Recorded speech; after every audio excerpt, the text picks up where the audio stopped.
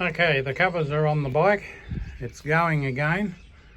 After all that, you can see I've got a little cupboard full of tools here. And there's my trusty battery charger, because the first battery down there I flattened getting it going. Well, it's been flattened a number of times. So the next thing to do is the rear brake caliper.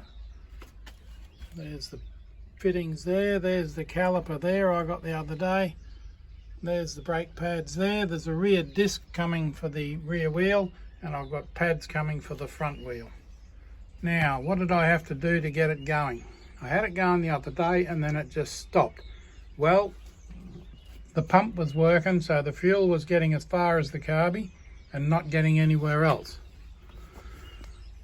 So, tear it all down, pull the tank off, pull the carbies off, and while I was at it, I had a new pair of insulators. That's the rubber grommets, if you like, that go from the carby to the head, because the ones that were on there, they're here somewhere. There we go. There we go. Look at that. You can barely bend it. Like plastic. They're that old and that hard. So they were probably leaking air, and as you'll hear once it starts up, it almost certainly was leaking air. Now it's not. So the air mixture needs adjusting again. Anyway, the carbies have cleaned out. I've set the float level properly in the left hand carby. The right one was okay, but oddly enough the left hand one wasn't, and it's been the left hand carby that's been giving me the trouble. Anyway, it's all cleaned right through. Blew it out with good old compressed air, plenty of that. And I saw the bit of junk in there. It was like silicon rubber gasket compound, which I've got here somewhere, and probably inadvertently got a squeeze of it in there. Anyway, it's all sealed up and working.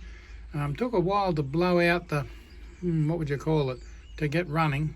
Get rid of the, must have been bits of gunk left in there. Anyway, it's all running clean now, and away it goes. So let's see where this ends up. All I've got to do now is put the rear brakes on, put the rear wheel on, put the front brake pads on, and as far as I know, it's ready to go. I never could get the fuel cutout relay out. Can't find the sod. I think I've found it, but you can't get it out, not without stripping the whole bike down, and I couldn't be bothered doing that. If that's necessary, then I'll take a bloody oxy torch to it, take it down the dump. But there it goes, and ready to rock and roll. There we go. There's Lizette. There's my baby, all ready for bed. That's all we need now. I'll come out in the morning, see if it starts.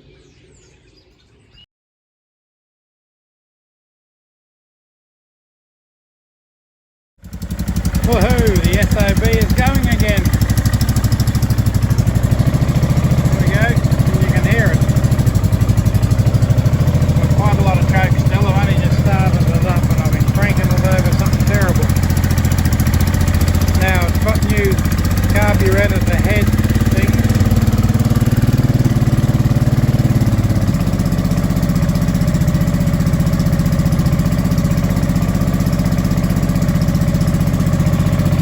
Still got quite a lot of choke, idling very fast.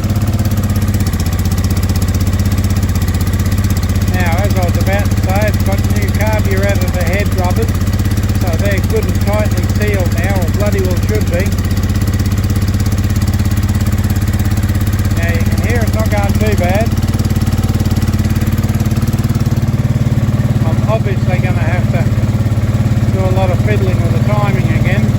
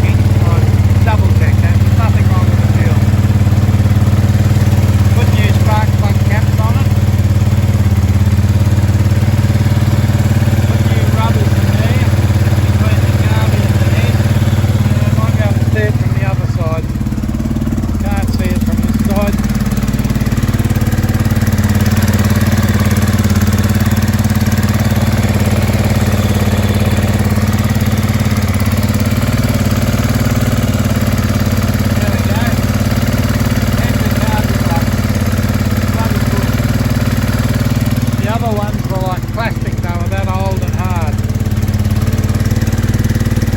Now that's obviously idling way too fast now because previously it wasn't running very good at all.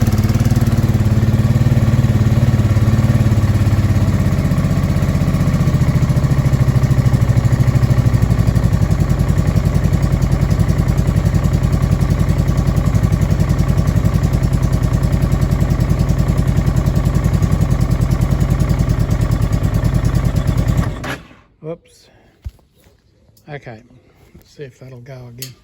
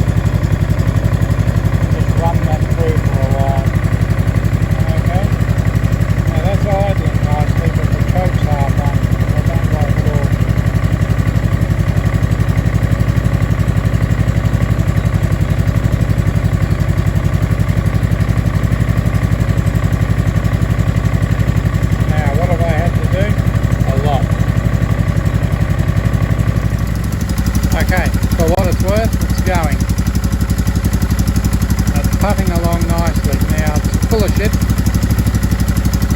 I suspect. It's still popping and backfiring, but we'll see what happens.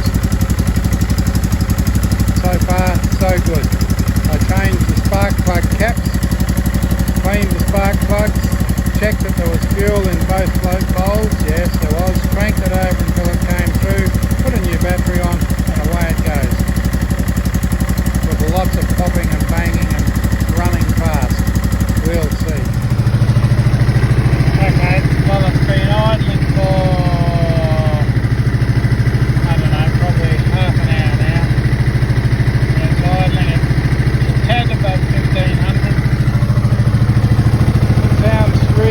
hope that chopping's gone.